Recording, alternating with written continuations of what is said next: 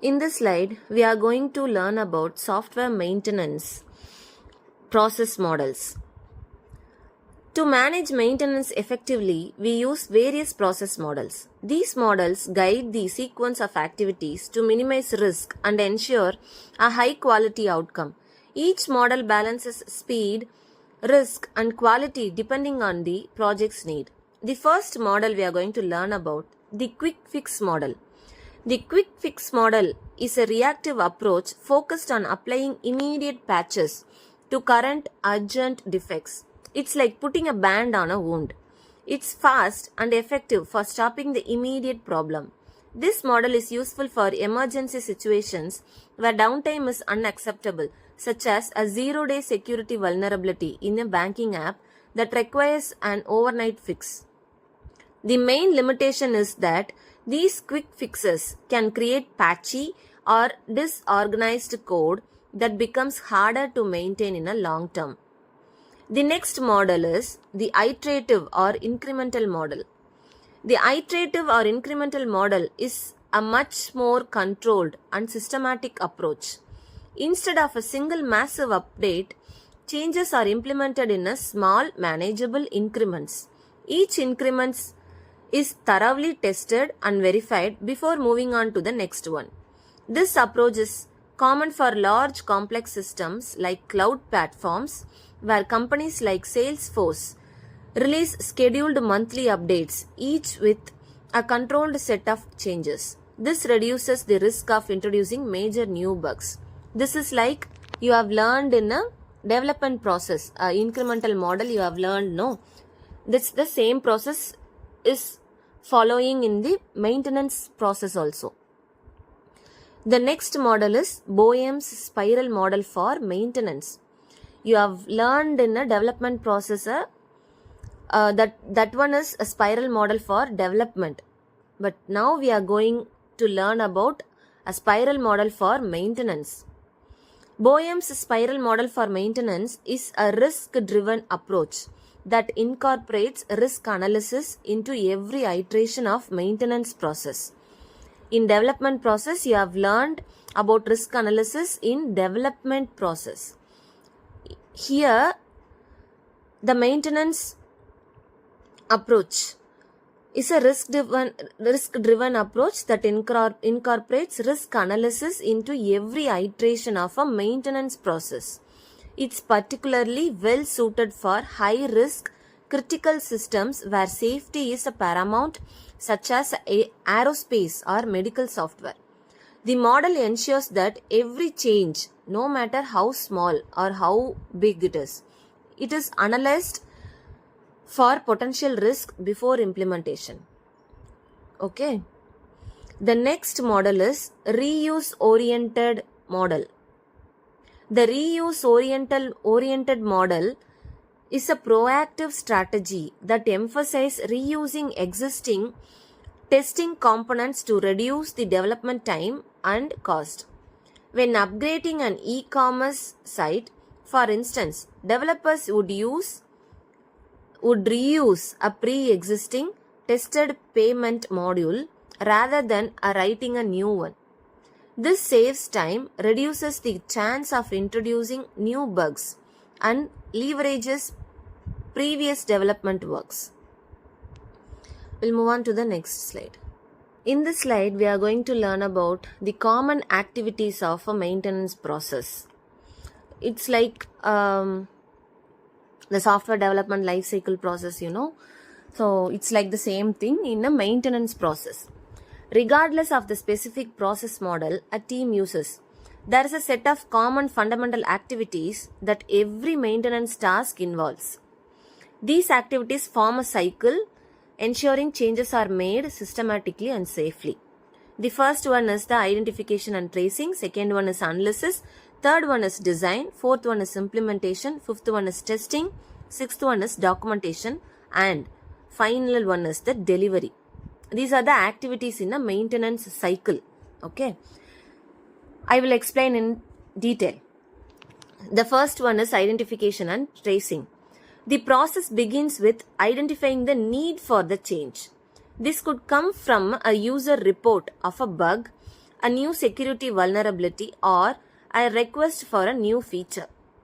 Once identified, the issue is logged and traced from its origin to the relevant part of the software, often in a tool like Jira or Trello. Second phase is analysis. Once a change is identified, a team performs a detailed analysis. This involves assessing the impact of a proposed change on an existing code, a system performance, or other interdependent modules. This step is crucial for estimating the cost, time, and risk involved in the maintenance task. And the next phase is design. Based on the analysis, a design or a modification plan is created. This could be as simple as outlining a bug fix or as complex as designing a new system architecture to support a major new feature. The goal is to create a blueprint for the change before any code is written. And the next one is implementation.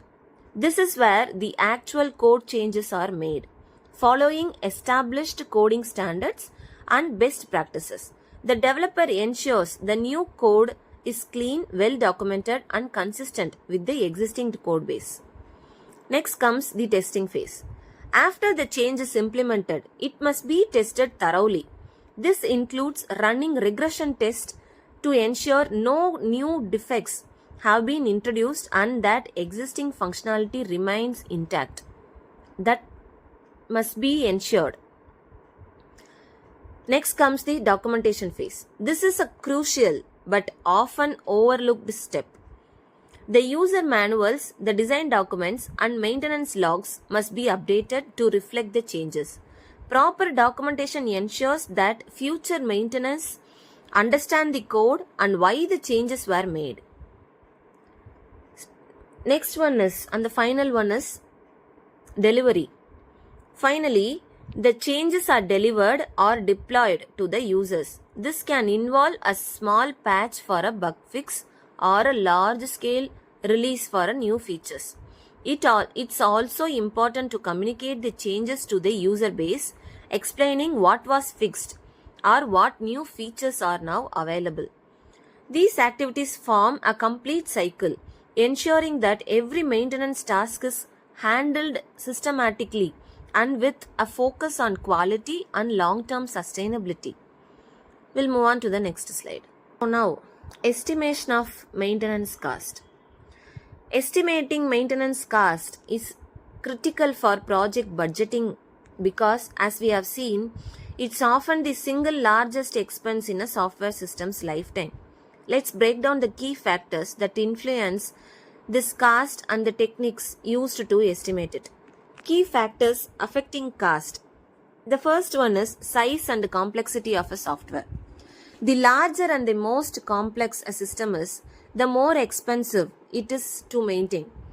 A national healthcare database with millions of records and thousands of interconnected modules demands a significantly higher maintenance budget than a simple mobile app.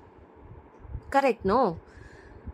The next one is quality of original design. The quality of the original design has a profound impact on future maintenance cost.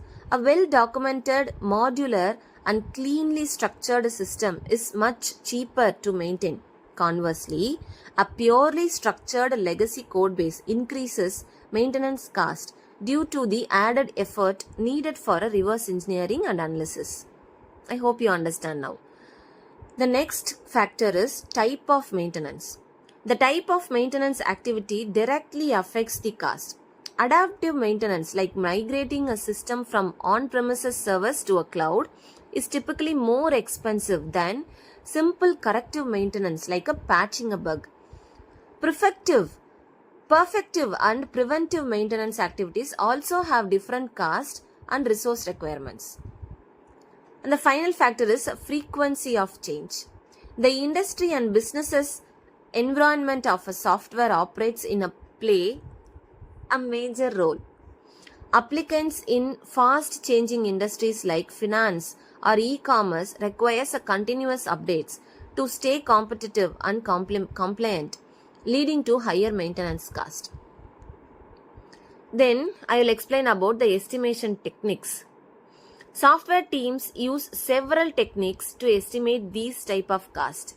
The first one is COCOMO 2 maintenance model. The second one is software change request, which is SCR analysis. First, I will explain the COCOMO model. And this is the most important questions. I hope this will come in your external examination. So these estimation techniques is a most important topic. This model uses a set of metrics to provide a data-driven estimate.